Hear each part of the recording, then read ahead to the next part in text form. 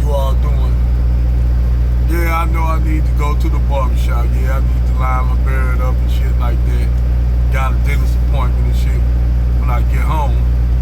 So I got 2 appointments. Yeah, I'm looking like grade A shit. I ain't gonna lie. But I'm gonna talk about trucking today. And the misconceptions about trucking. A lot of misconceptions. I used to date a chick a couple years ago, back before I started driving.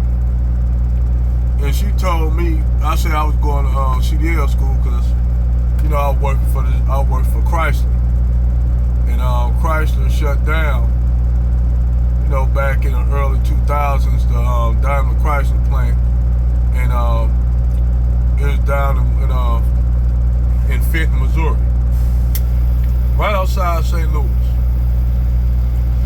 So I worked there for almost, 10 years at the Chrysler plant. Made good money. I ain't gonna lie, man. You know, blue collar work, made good money. You got overtime.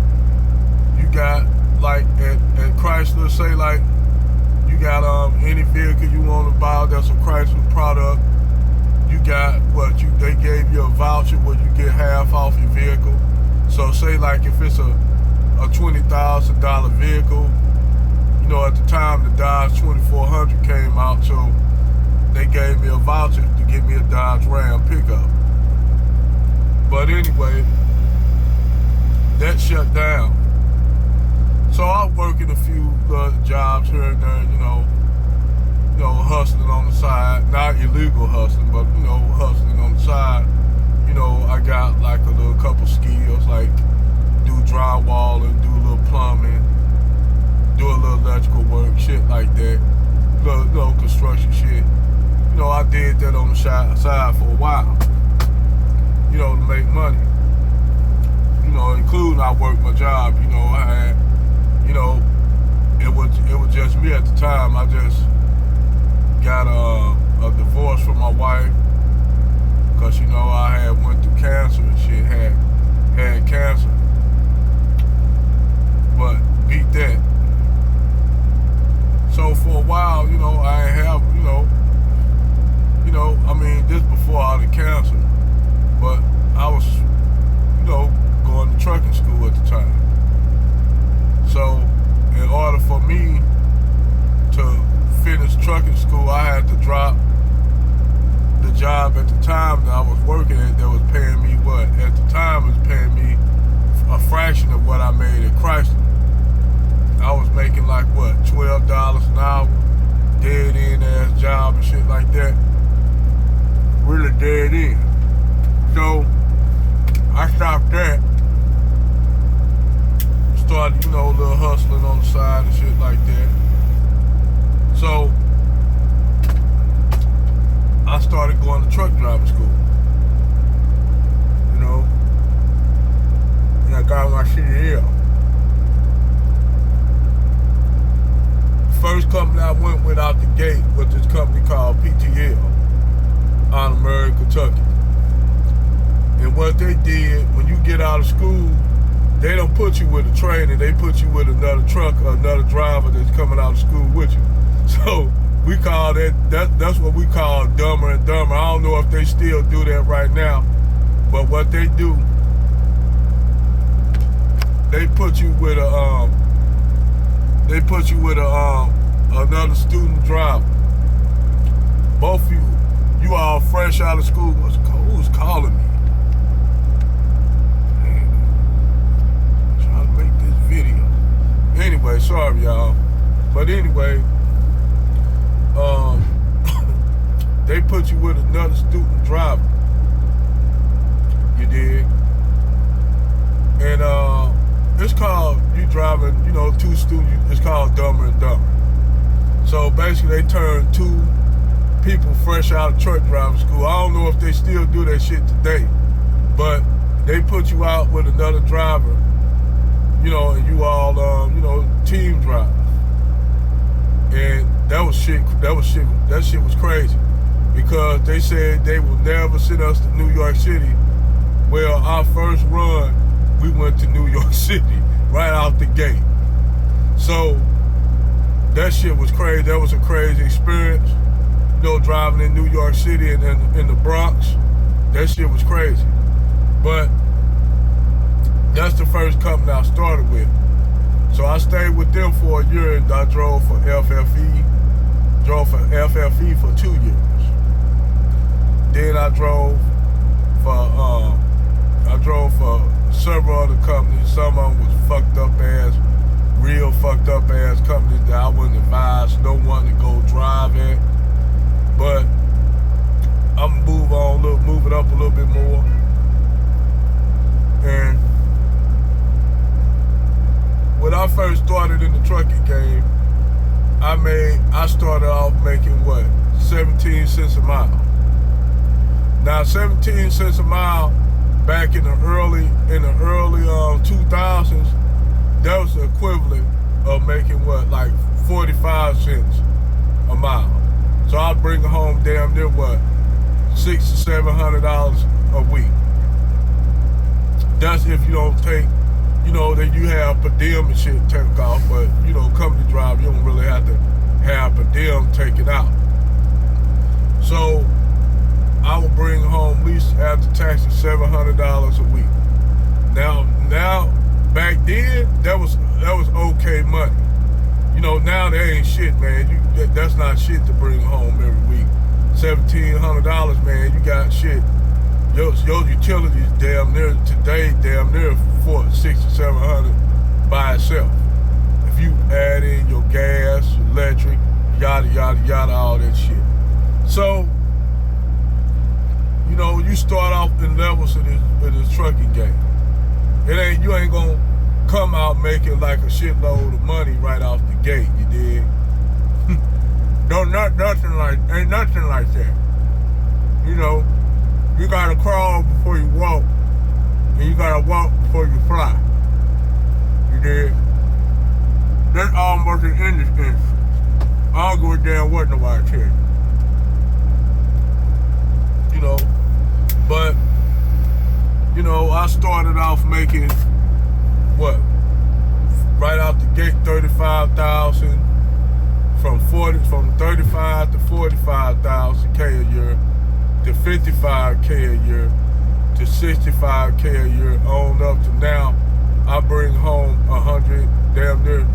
Since I've been driving my own truck with my own authority, I've been bringing home damn near, I bring home damn near about like 6,000 to 7,000. After you take out for the per diem, you take off extra, put what, 2,500 in the extra, I bring home at least about 4,000 a week. Now sometimes I bring home more, I might bring home 7,000, depending on my load and my miles. But it's a gradual progression. Up the ladder.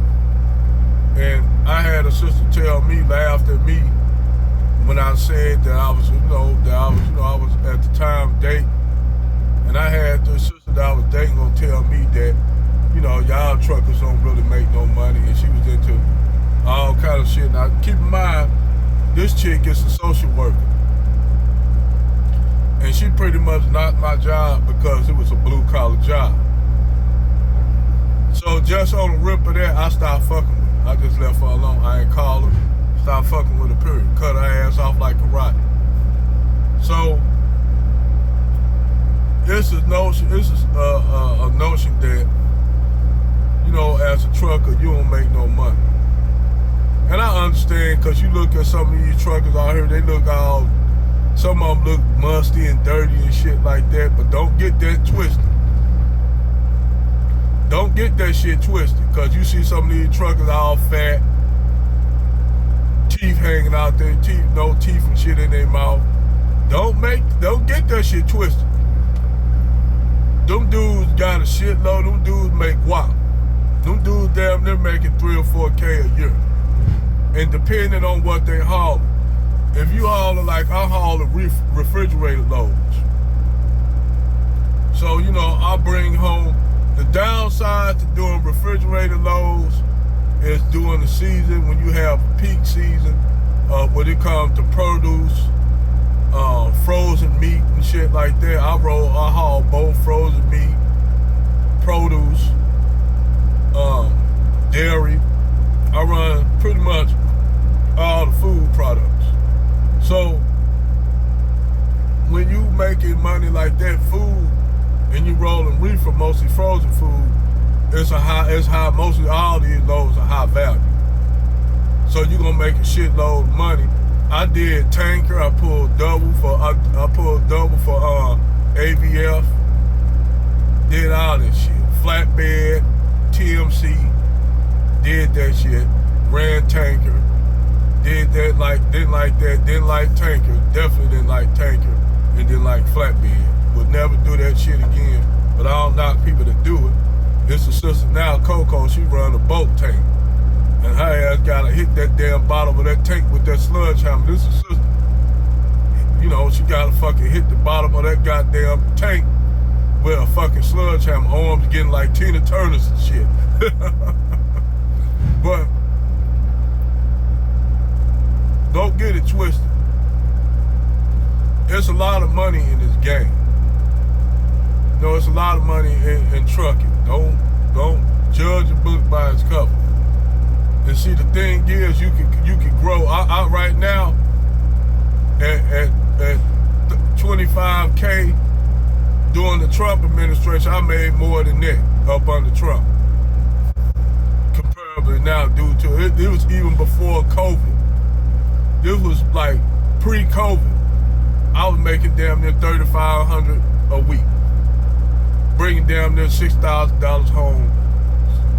You know, I made 340K that year alone.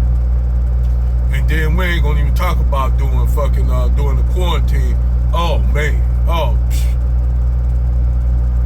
doing quarantine, I made so much goddamn money doing quarantine. It ain't even fucking funny. I was bringing home damn near $8,000 checks a week. That's after I paid my fuel, put money up for fuel, maintenance of my truck, maintenance of my trailer. I was bringing home so much goddamn money. Hey man, I had enough money to stack up. You know, I had enough money to stack. And it don't cost that much for me and my wife to live, because me and my wife are not no real materialistic ass people. We don't care about all that bullshit. No Birkin bags, red bottoms. We don't care about that shit. And see, that's the downside. A lot of these niggas, they'll put their value in what they buy, but then don't have no money later on. Fuck all that shit, man. I'm not paying nobody for their name on the fucking bag. But I know people that will spend shitload of money on bags and don't got shit for it and borrow money from me. I got friends that straight fucked the dress down with Gucci on, Gucci shoes on. Asked me, I got friends that I borrow money to. Some asked me have any of them people paid me back. I'm trying not to say the N-word. I'm trying to really get off saying the N-word. But just, do you think any of those people I gave money to paid me back? And I ain't even gonna, you know, I ain't mad at it or not, cause I know, you know, it is what it is. I just did it cause, you know, I did it out the kindness of my heart, because that's what people do. People like, well, you know, you God gonna get here, whatever, he ain't gonna get into all that. I just did it out the kindness of my heart. It ain't cause it was some being up there, some imaginary being up there that people believe it. I did it because you know, if I was down in a certain situation, I would want somebody to help me. So I did. I treat people like I want to be treated. He never paid me back for money, but I never hounded him for it. When I give him money again, though. Because one thing to say, you know, say, hey man, hey, can you give me some money, you know, he said, I don't got it right now to pay it back, you know, but at least try to make it, you know, at least just say, hey man, look, I don't know if I'm gonna pay it back. I would like to say, don't even worry about it, forget about That's how I look at it. Oh, you don't got it, you don't got it. I don't mind giving it to you, you know, if you're a friend of mine, you know, but I ain't worried about it. So, you know, I'll make it pretty much money in the games now. In the trucking game, I'm gonna tell you like this: you got your pros and your cons. You did. Pros and cons. The cons are you'll miss out if you're an owner out here on the road like I am, damn near 3 weeks to a month, or sometimes a month and a half. I'm out here on this road, and the pros and cons of being that, you know, it is kind of stressful on your home situation if you're married. You know, but, you know, like I said, me and my wife got an understanding, and I always have people say, what if your wife doing this? What if your wife doing that? I say, I don't spend time thinking about it. Because if I spend time thinking about it, that'll fuck up what I'm trying to do. And see, that's another down thing when you are in relationships and you trucking, and you'll have people that will just say, well, what if your wife got a Jody, you know, all up in your home and shit like that. I said, hey, you know, maybe she do, maybe she don't. I doubt it, because I've been with her. I know her like the back of her hand, and she actually know me better than I know her. So we already know how our marriage is, our relationship is. So I'm not gonna go back forward on another nigga gonna tell me, excuse my language, sorry about that. I'm not gonna go forward with somebody telling me what my wife doing while I'm out here working. You did. I don't think about it. Only thing I do is get out here and make money. And like I said, you know, even if she is doing it, I don't care, because you know at the end, if that nigga there, that nigga gotta go. I'm sorry, I can't help saying the end, but I've been trying to stop it. But if he there, as soon as I come in, he better go. He gotta go. And God forbid if she do have somebody and I'll come in the Negro there, you know. But like I said, it's pros and cons.